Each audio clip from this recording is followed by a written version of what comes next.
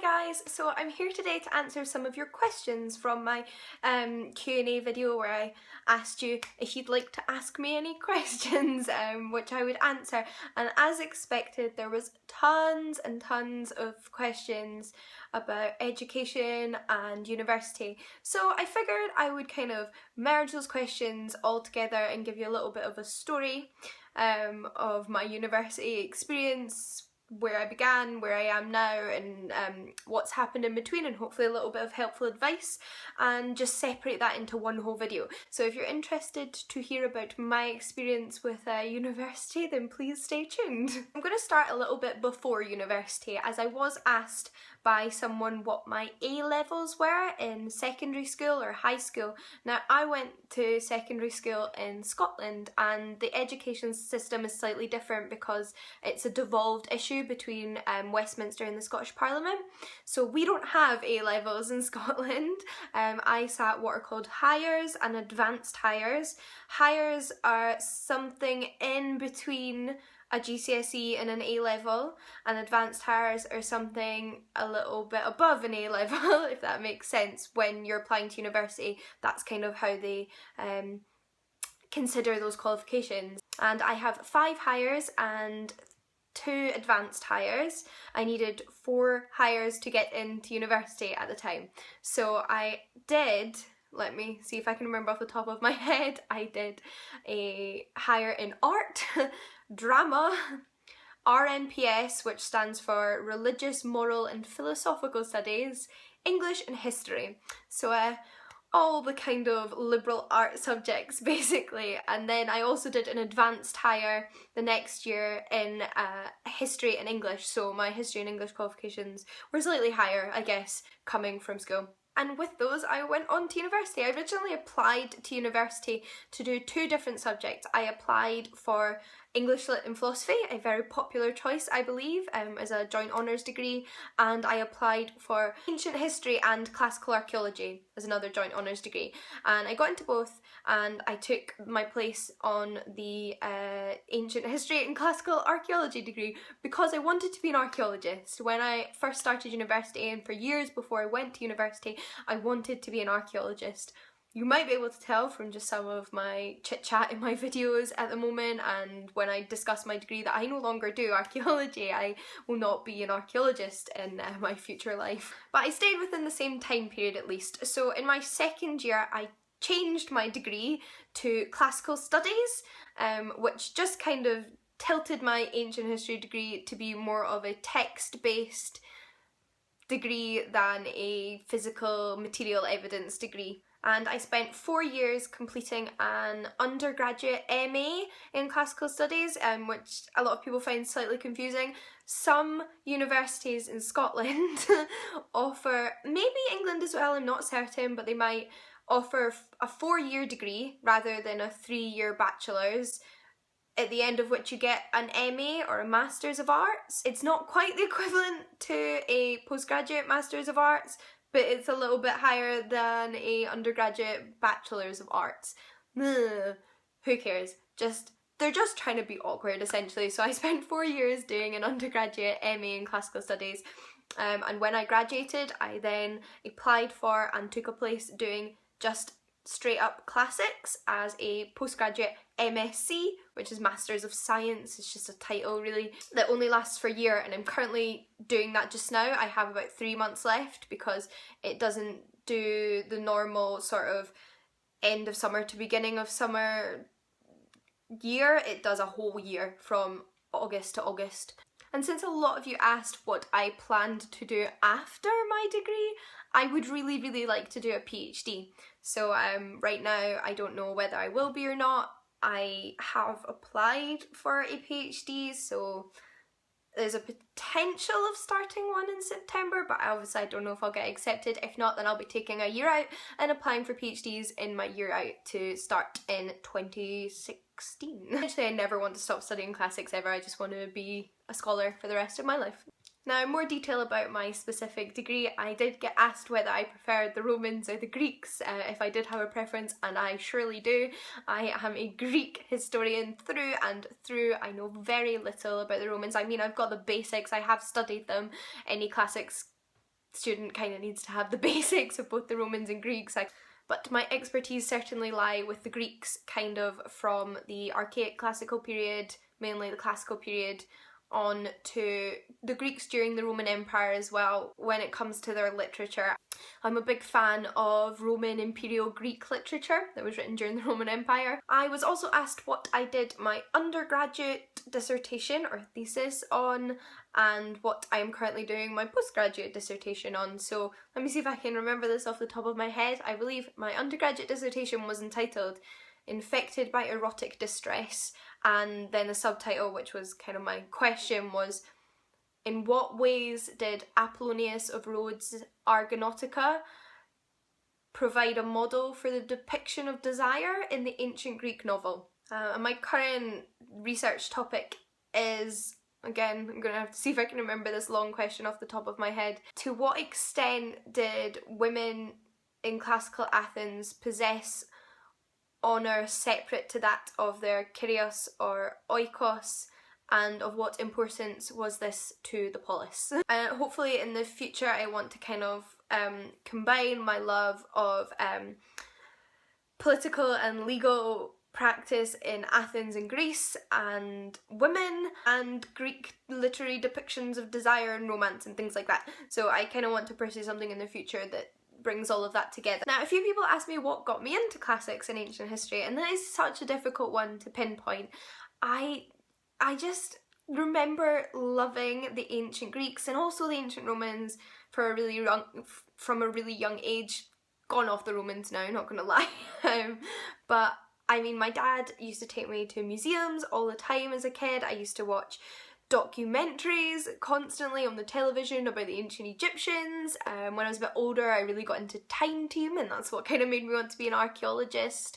I used to get these those DK eyewitness history books for children on like topics like the pyramids and the Egyptians and the Greeks and the Romans, and I loved those. I don't know if this just kind of infiltrated my mind subtly as well, but I was also a massive fan of Asterix the Gaul books when I was a kid, and also Xena Warrior Princess and Hercules the Legendary Journey TV shows. And I don't know if they just kind of added to my fascination with the ancient world. I always loved English and history in school. Those were my two best subjects. They were the ones I loved the most. Also kind of religious and philosophical studies, and all of those are things that you get to study as part of classics, just specifically in ancient Greece and ancient Rome. So that was wonderful. I got to combine my love of literature and history. Just to this day, I just have a passionate fascination with ancient culture and ancient societies and ancient literature. I think you just know when something appeals to you, when it strikes you, you just have this feeling, and it just never really left me. I mean, it varied slightly in my interest to do literature, archaeology, Egyptians, Greeks.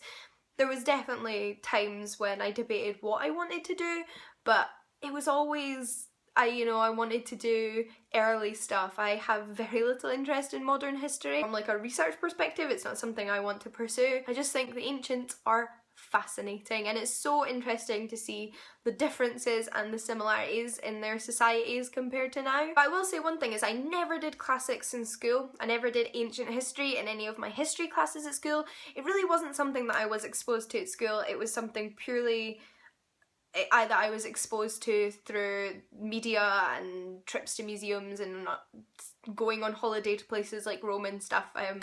It completely came from like the outside world. I also must add, when I was a teenager, I read Margaret Atwood's Penelopiad and loved that book, and that really got me wanting to read some actual classical literature, which I hadn't really done when I was like 14. Somebody also asked if I had any tips for choosing subjects. I wasn't sure if you meant high school subjects or a degree at university. I guess for high school subjects, obviously, first of all, pick things that you do have somewhat of an enjoyment for, or at least an aptitude for. I mean, I would have thought that was obvious, but like, don't be forced to take things that you don't want to do, essentially, by parents or teachers.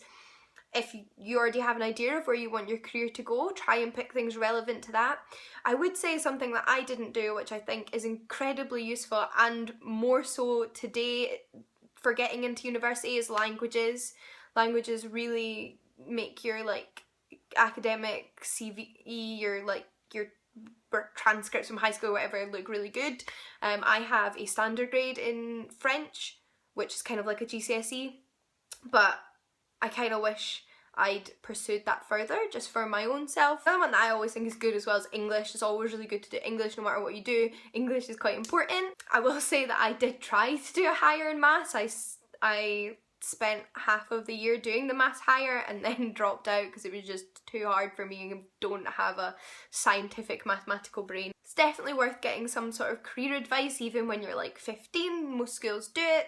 Bit of googling, kind of see what you think you'll need, look up universities and see what they want from people applying to them. And then for picking degrees, again, really difficult. Again, do not be pushed to do something that you don't want to do. Do something that you want to do. I think the people at my school thought I was a bit funny doing classics because it wasn't something my school had ever covered with me, but you know, I did it anyway. I was also asked if there is any part of my degree I look back on and think I would do differently if I had a chance, and I mean, I could list silly little things like spending an extra week on essays that I maybe could have just made a little bit better or things like that, but I just don't like to do that. I don't like to look back and think what I would have done differently. I mean, I'm happy with where I am just now, so everything I've done has been pretty okay in my opinion, and there's really no point regretting anything. Maybe I could have spent more time earlier on in my degree doing ancient languages. Took me a while to start those, but again, waste of time thinking like that. I now know I have started them now and will continue to improve them as I grow. I also had a couple of people ask me to sort of help them in defending why people should and why you should and why I should study classics and ancient history, and again, so difficult because I really think, I mean, from my perspective, the reason I study it is because I enjoy it and I'm passionate about it. I guess maybe it's not as useful as engineering, but I couldn't have been an engineer. I want to do this. I think firstly, you should do stuff that you really enjoy and are passionate about. I also think we can learn a lot from the past in any historical period, but I find antiquity particularly interesting because it was the beginning of so much modern civilization. Like, you can learn so much about gender relationships and legal practices and like war and foreign affairs and the beginnings of literature and theatre and religious practices, and so much today's been influenced by stuff that happened during the Roman Empire and the Greek civilizations and things like that, that again, I think that's really useful. When it comes to things like Latin and ancient Greek, obviously, you know, they aren't for everybody. First of all, you need them if you're going to do ancient history and classics at an advanced level, at like a PhD level. You need to do them then. They are incredibly useful though for anybody that just wants to be a linguist or learn a lot of languages or work with languages, because Latin and ancient Greek have such an influence on so many modern languages, especially in Europe, that they are incredibly helpful for people learning languages. That you learn the basics of so many languages.